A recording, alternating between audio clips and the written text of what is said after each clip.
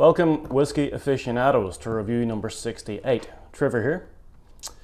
The Glenlivet 25-year-old. Wow. But before we get into that, subscribe, hit the little bell so you don't miss anything, okay? Big thanks to the Glenlivet ambassador and Ash Palmer. I went down to Hamilton to Ash Palmer's tasting. It was the Glenlivet range.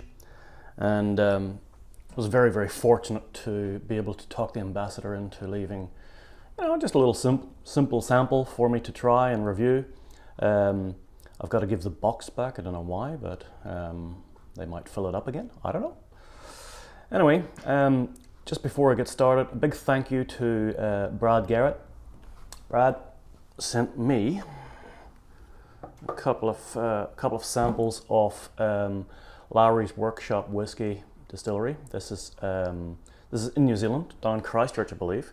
And one is a single malt, and one's a slightly smoked single malt with Manukau smoke. So I'll do both of them together, I think, in a review, just to put them side by side, and we'll do that pretty shortly.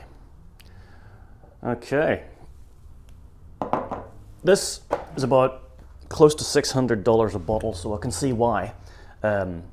The ambassador was a little bit dodgy about leaving a bottle, but way back 1824, and 1824 is on all of the bottles, and it represents the year that George Smith got the license to legally distill. Of course, they'd been distilling before that, but it was King George IV given the license, and he was one of the first around that area, in fact, if not the first around that area to have a license to distill. So we'll just open it up here. It's beautiful. It's got like a magnetic slide. You can see that. And then just a beautiful piece of furniture. Excuse me. And I have just got enough left. There's a decent amount left, actually. It's a single malt Scotch whiskey. It is sherry based. 25 years old. Oloroso, ex-Oloroso. It has been chill filtered.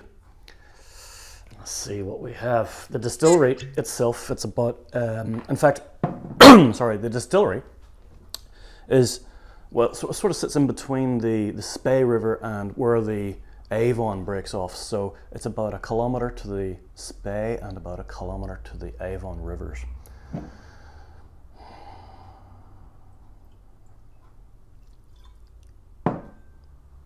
It smells fantastic. I can smell it from here.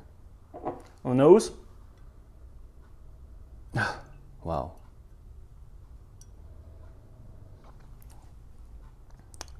I just wish I could afford to drink the bloody stuff. I can't drink that at that price. It's ridiculous, isn't it, really?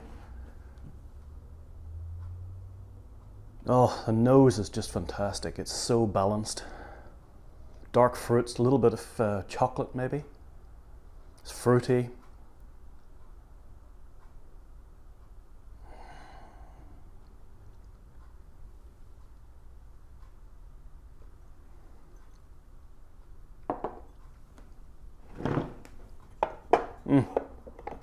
Oh man. You've got that caramel sweetness. There's like a spice, like a cinnamon spice, possibly. Cinnamon spice. There's the citrus fruits, the dark sort of cherries. Very slight dryness comes towards the end.